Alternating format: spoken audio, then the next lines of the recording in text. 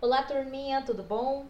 Hoje, dia 10 de junho de 2020, quarta-feira, nós vamos para as nossas atividades do dia. Nós teremos duas atividades hoje: uma de língua portuguesa e outra atividade de geografia. Nós vamos trabalhar em língua portuguesa, dando andamento ao nosso caderno de atividades. Vocês vão abrir na página 8. Na página 8, conforme vocês podem ver em tela, atividade 2, tá? Tem um recadinho aí para sua família, para mostrar como é importante a interação de todos vocês.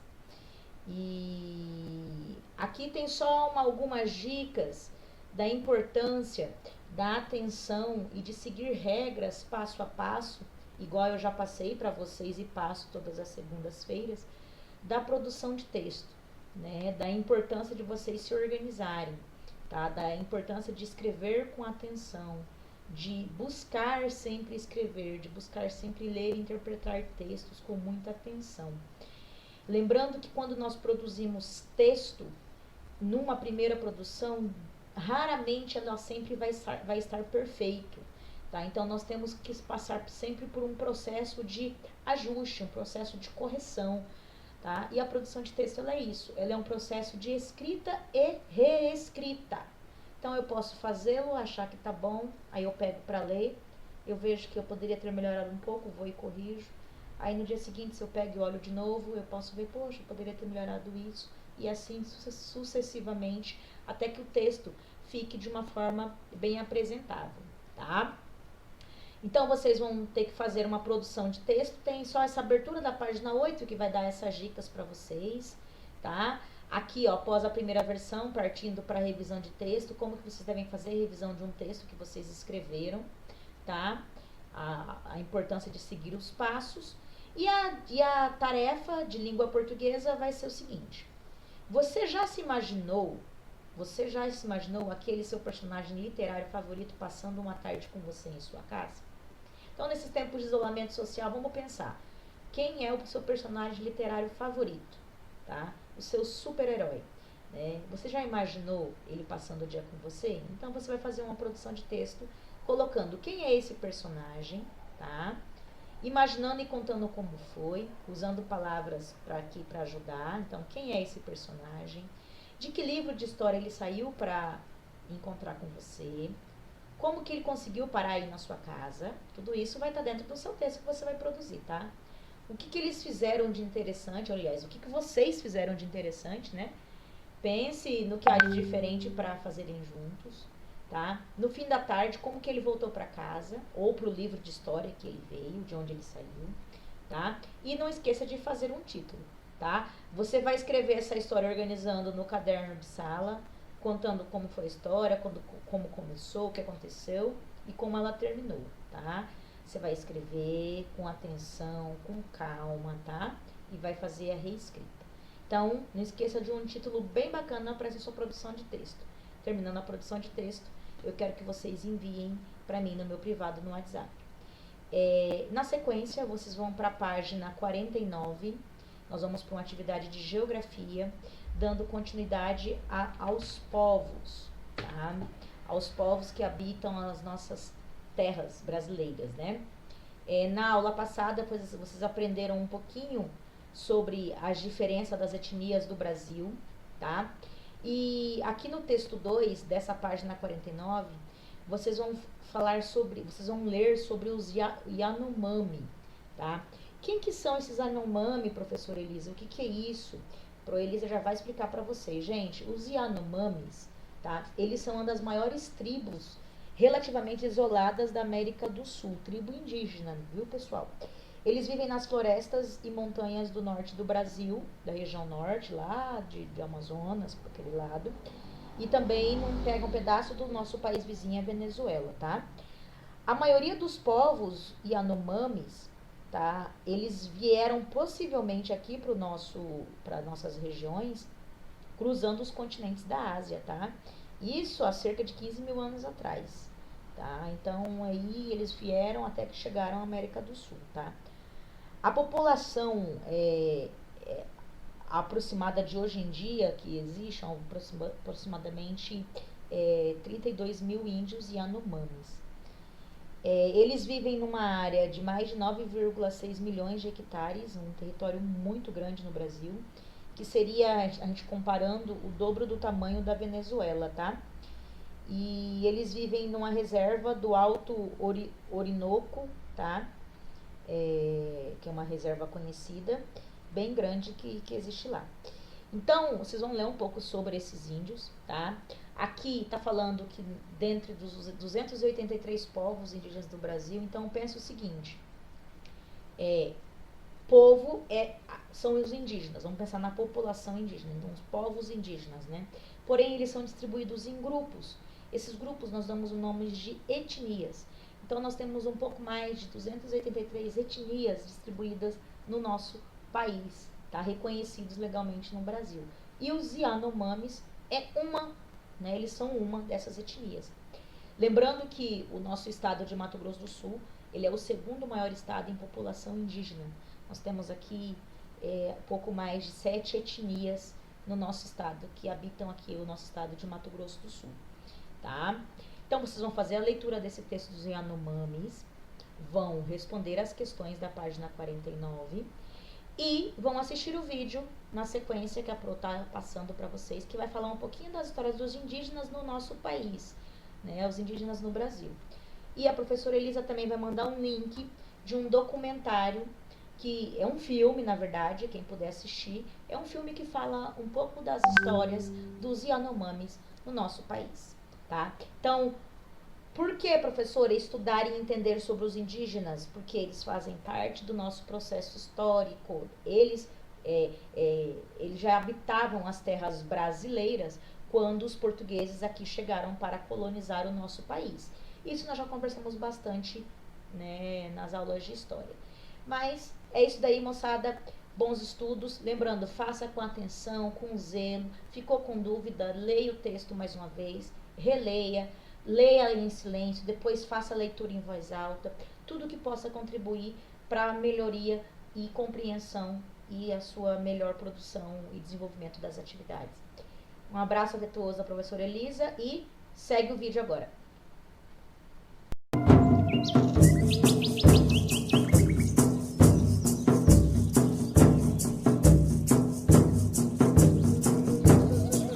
Quando Cristóvão Colombo navegou até a América em 1492, pensou que tivesse chegado às Índias, batizando de índios os nativos que encontrou. Porém, apesar de terem sido generalizados nessa classificação, os índios não se viam como um povo unificado, pois eram divididos em uma variedade de etnias sem qualquer identificação entre si. Acredita-se que os primeiros habitantes das Américas chegaram há mais de 20 mil anos, atravessando uma passagem congelada entre a Ásia e a América do Norte, e então espalhando-se por todo o continente. Em algumas regiões, formavam civilizações avançadas. Já no Brasil, fragmentaram-se por todo o território, formando grupos de diferentes tamanhos. Eram sociedades comunais, descentralizadas e igualitárias, vivendo da caça, pesca e agricultura de subsistência, e em sua maioria seminômades, mudando suas aldeias de local conforme os recursos naturais fossem se esgotando, permitindo, mesmo que involuntariamente, a recuperação natural do solo abandonado. As habitações eram geralmente coletivas, chamadas de ocas, variavam de tamanho e forma entre as tribos, mas normalmente eram dispostas em torno de um espaço cerimonial, onde realizava-se todo tipo de atividade diária, além de celebrações e ritos conduzidos por pajés e anciões. As tribos eram formadas por laços de parentesco e afinidades, e mantinham contatos com outras comunidades através de relações de comércio, cooperação, casamentos, alianças e também de guerras, que eram comuns entre as sociedades indígenas, apesar de sua natureza pacífica. A virgindade era pouco valorizada e a vida sexual costumava ser livre de tabus. Muitos homens ofereciam favores sexuais de suas esposas a visitantes, como forma de cortesia. As famílias podiam ser monogâmicas ou poligâmicas, e o divórcio era algo corriqueiro. Os homens lidavam com a guerra, a caça, pesca e liderança tribal, além da construção da aldeia e o plantio, enquanto as mulheres cuidavam da colheita, do preparo de alimentos e da fabricação de utensílios e adornos. A educação das crianças era a tarefa de toda a tribo, e a autonomia era estimulada. Já os doentes e inválidos costumavam ser abandonados à própria sorte.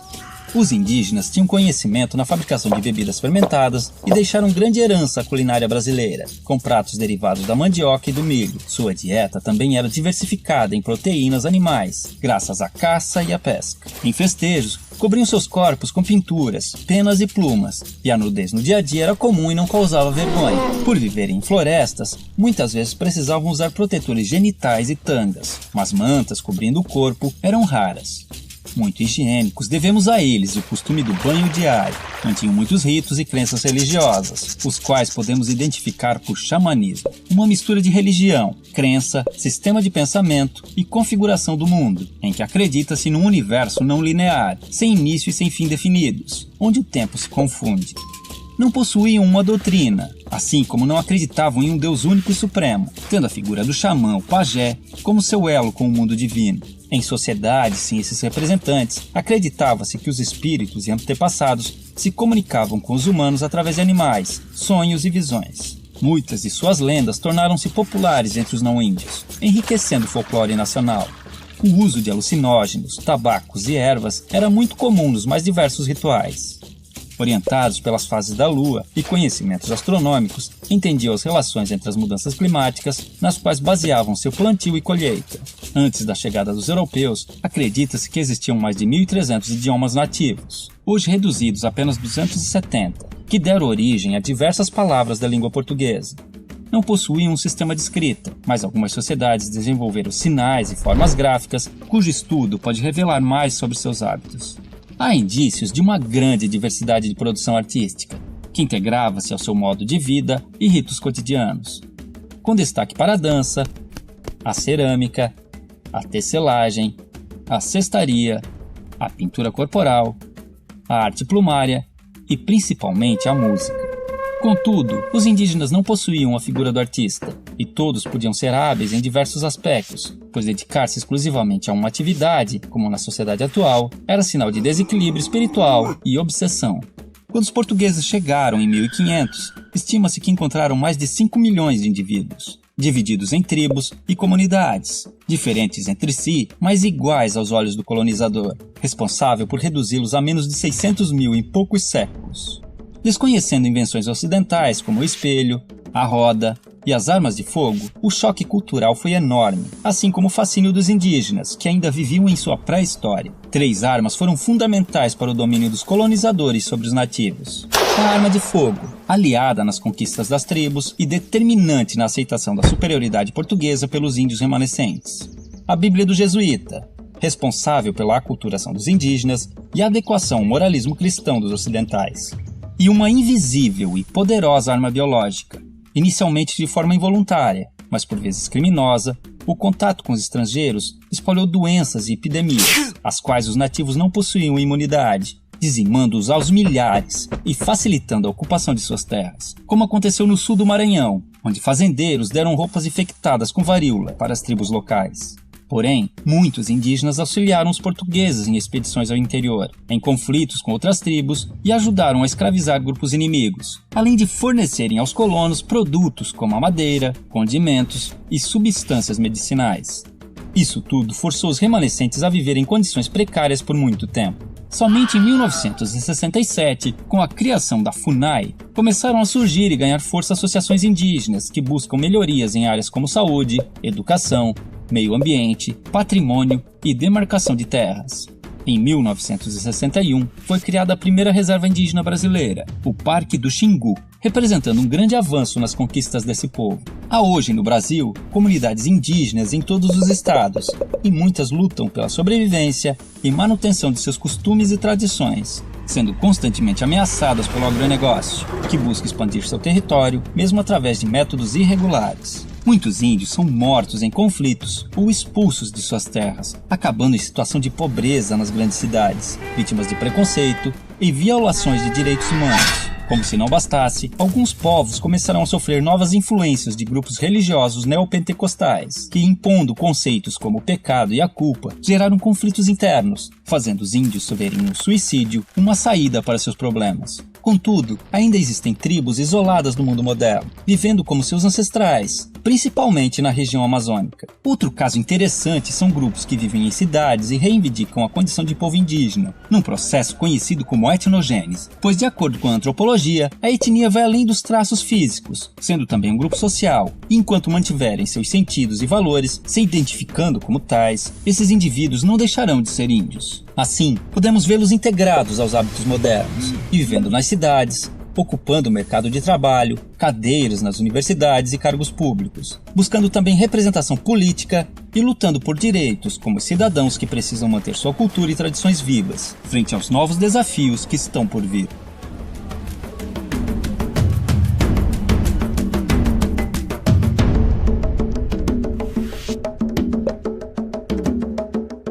Ou seja, né, Quinto Sei? Todos nós temos sangue de índio correndo nas veias, né? Faz parte do nosso processo aí de construção social. Grande abraço da professora Elisa.